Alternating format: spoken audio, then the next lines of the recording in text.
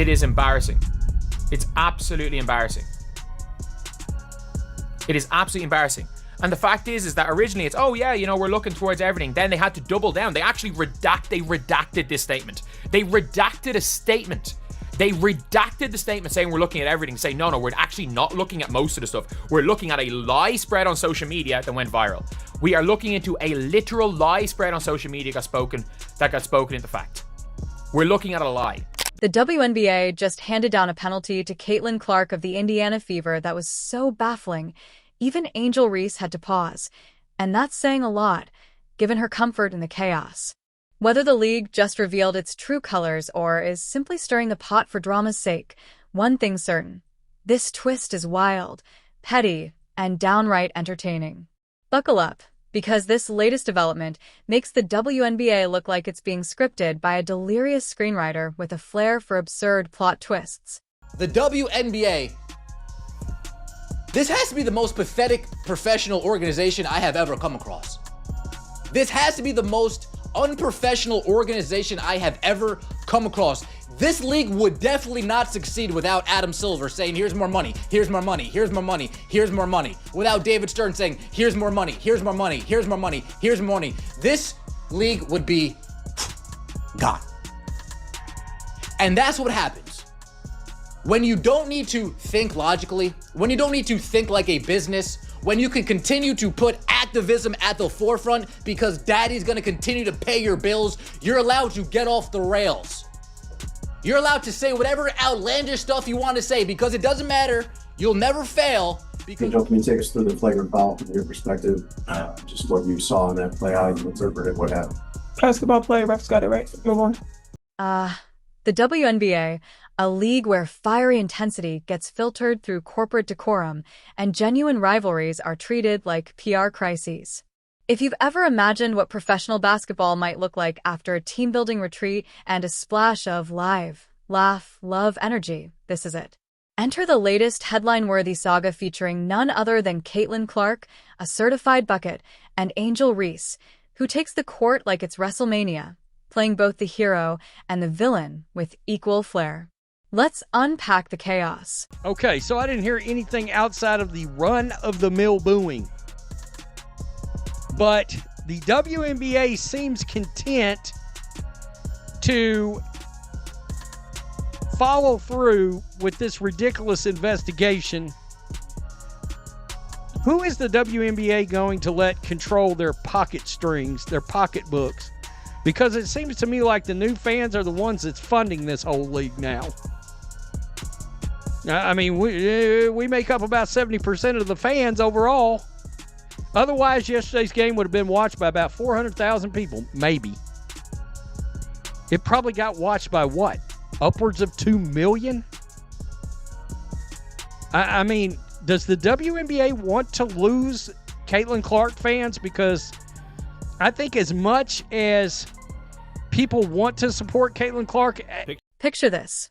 Caitlin Clark, known for her clutch gene, sharp court vision, and sky-high basketball IQ, makes a smart, textbook defensive move. She slides in with what might be the cleanest, most respectful contact the league has seen all year. In any other sport, it's called hustle. But in the WNBA, make any contact and it's like you've committed a felony. Fans yell and fans scream and fans try to do anything they can to diminish their opponent's ability to make a bucket. And I think that it's very hard to really understand or really interpret this sound that way, at least for me it is. And I'm really, really, really hoping that the WNBA did not just announce an official investigation based on internet hearsay and outrage. Enter Angel Reese, who, instead of brushing it off and getting back to business, responded like she was auditioning for the next Fast and Furious, high drama, full contact, and an attitude stuck in overdrive. But here's the kicker. Caitlin Clark didn't bite. No reaction, no flinch. She just turned and walked away like she had better things to do, like a latte waiting down the block. But somehow, that wasn't the story. Nope. In a plot twist only the WNBA could deliver, the spotlight didn't land on Angel treating the court like her own personal WWE ring. It landed on Indiana Fever fans. Because apparently, when the chaos hits, the new villain is the crowd. You know why I'm so angry about this? I'm so angry about this is because how many kids are there in that audience? How many kids are there? And I'm sorry. I'm cool with idiots online branding me as whatever they want to. But when it comes to innocent kids who just want to watch their favorite team, favorite players play basketball, and thankfully they're going to be oblivious to this. But I'm sorry, you're branding kids as dangerous. You are branding kids who are just enjoying their game, who are having the time of their lives watching this league as dangerous. This league does not want to grow. This Players Association do not want to grow. Neko Wumake, don't criticize. Watch, don't criticize. That. So mad at how AB defended her teammate, how DeWanna Bonner spoke about the fans. They were so mad about a common basketball play in which Angel Reese admitted was a basketball play, that they went out of their way to make things like this. Unless the powers that be make some drastic changes to support our players and their fans, I don't think Indianapolis should be allowed to host the WNBA's All-Star Weekend. These people are writing emails because they're so emotionally unhinged. They're so emotionally unhinged. They've never been checked a day in their life. Their parents allow them to act like fools. With no repercussion, with no consequence. Always being acquiesced to every little complaint, to every little need, to every little this, to every little that. They're writing emails to get